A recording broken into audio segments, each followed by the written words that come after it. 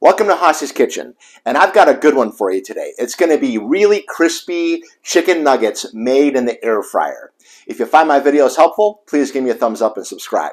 So I've tried a lot of different recipes and a lot of different ways to make good chicken nuggets in the air fryer. And they were all just kind of they weren't that crispy or they were too dried out or whatever. I just never found a recipe that I loved. But I found a method that works great. You're going to get a really nice tender chicken nugget that's nice and crispy to bite into. So here's what you're going to need. First, you're going to need an air fryer. Seems like everyone has one these days, but if you don't have one, I did a lot of research. We have one made by Kasori, and if you're looking for a good one, there's a link to Amazon in the description below. We like it a lot. You're going to need some spray for the air fryer. You're going to need 2 large bowls, 1 microwave safe. You're going to need 8 cups of cold water, salt, sugar. You're going to need some chicken breasts. You're going to need some panko breadcrumbs, olive oil, salt, pepper, garlic powder, onion powder, 3 eggs, some flour, a rimmed baking sheet with a wire rack, and then also you're going to need a meat pounder and some saran wrap. I'll show you why in a second. You're going to need a cutting board and a knife, and ideally a meat thermometer as well. So let's get started. The first thing we're going to do is make a brine for the chicken. It's going to keep it nice and moist, and it's going to flavor the chicken for you as well. To make the brine, you need a big bowl and 8 cups of cold water,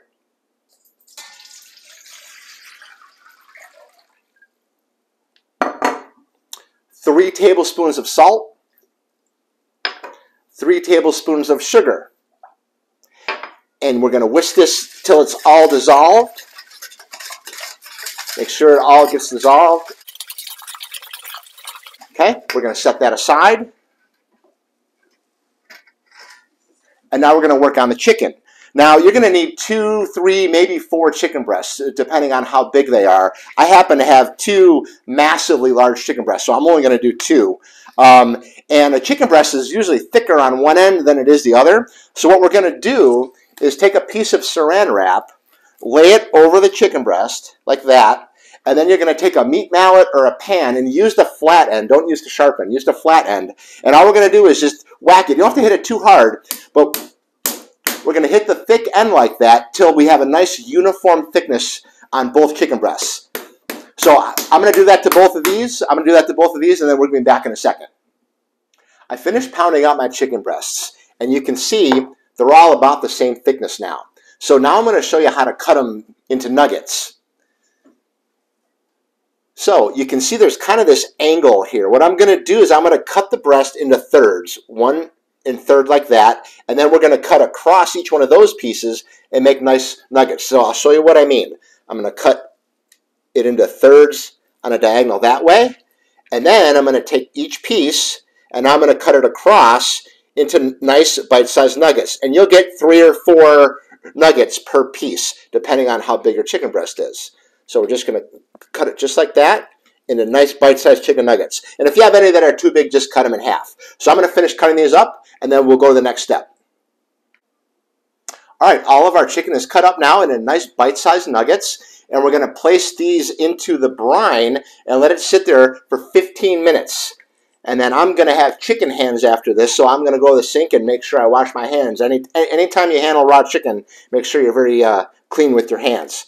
So the next step after this, I'm going to clean up a little bit. Then we're going to show you what to do with the panko breadcrumbs. Next up is what I think is the magic step on why these things get crispy, and that's the breading.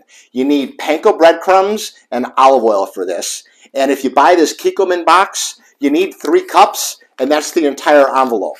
So we're going to empty the full 3 cups into the bowl. And then we're also going to add a 1/4 cup of olive oil. And we're going to stir it up real good so it all gets coated real nice. And then once that, I'm going to keep stirring this. And once it's all coated, we're going to put it in the microwave for 2 minutes. Give it a stir. Another 2 minutes. Give it a stir. 1 more minute. Give it a stir. So 5 minutes total in the microwave, and you're stirring it 3 times. Then we're going to take that mixture and put it in a lasagna pan, and that's going to be our breading. Our panko breadcrumbs are done. and I put them in a lasagna pan because this is where we're going to bread the chicken. And look how golden brown they are now. So again, that was 5 minutes total in the microwave, and we stirred them up 3 times along the way. So that's the panko. Next up, we need to make the egg wash. So that's going to be 3 eggs, 3 large eggs. It's 3 tablespoons of all-purpose flour. It's 1 tablespoon of onion powder, 1 teaspoon of garlic powder, 1 teaspoon of salt, and 1/4 teaspoon of black pepper. That's all in here. I'm going to add all that. And I'm going to whisk all this up, just like that. So I'm going to finish whisking this in a second. Our chicken just finished brining. It's been 15 minutes in the brine. And the next step for the chicken is going to be to drain the water and then put the chicken pieces on some paper towels and dry them off. So we're going to do all that, and we'll be back in a second. Here's where we're at. We have all of our chicken pieces. They're all dried off with paper towels. We have our egg wash. And sometimes egg wash is really thin. This is not a thin egg wash. It's really thick because of the flour. So if yours is kind of thick, you did it right. And then we have our toasted panko breadcrumbs that we did in the microwave. Now I'm going to show you what to do next. I found just using my hands works best. So I'm going to take a couple nuggets. I'm going to put them in the egg wash. Mix them around until they get all coated in the egg. Then you want to drain off any excess egg and then put them in the breadcrumbs, just like this. And you want to kind of press the breadcrumbs into the chicken to make sure it stays in there. And you get a nice coated chicken nugget. So it should, I'm going to hold this one up. It should look just like that. So I'm going to finish all these up. I'm going to get them on the wire rim, and then we'll show you how to cook them. So now all of our nuggets are breaded, and they should look about like that. They look great. And again, remember when you're breading them to press the breadcrumbs into the chicken to make sure it sticks. So now I took out my air fryer basket. I'm going to spray it with some canola oil to keep it non-stick. And then I'm going to put a single layer of nuggets in the bottom of the basket. Then we're going to cook it for 5 minutes at 400 degrees. And then we're going to flip all the nuggets and then go another 5 minutes at 400 degrees. And what we're looking for is an internal temperature on the chicken for 160 degrees or a little bit above that. And the way I'm going to check that is with my favorite meat thermometer, which is the ThermoWorks at ThermoPen 1. And for a link to my favorite meat thermometers and all the accessories, you can go in the description below. So now I'm going to start putting my nuggets in, and we're going to start cooking. Again, 400 degrees for 5 minutes.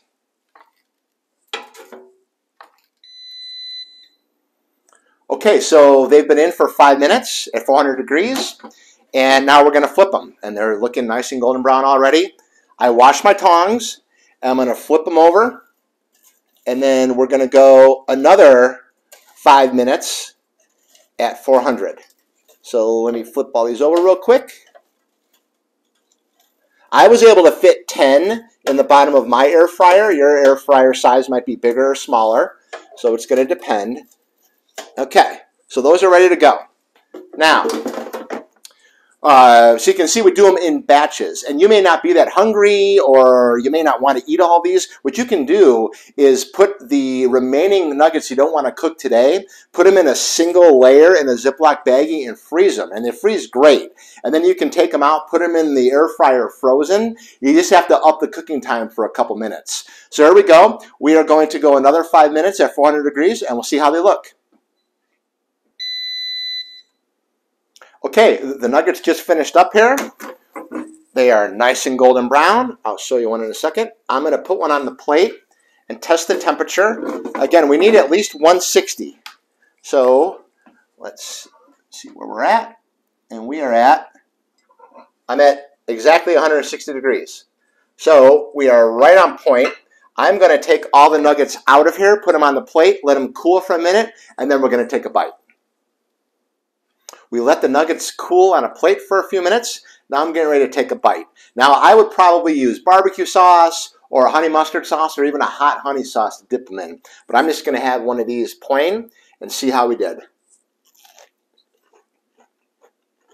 It's crunchy. It's cooked perfect. They're really good. Hopefully you enjoyed this episode of Heis's Kitchen. I'm going to dig into some more nuggets, and we'll see you next time.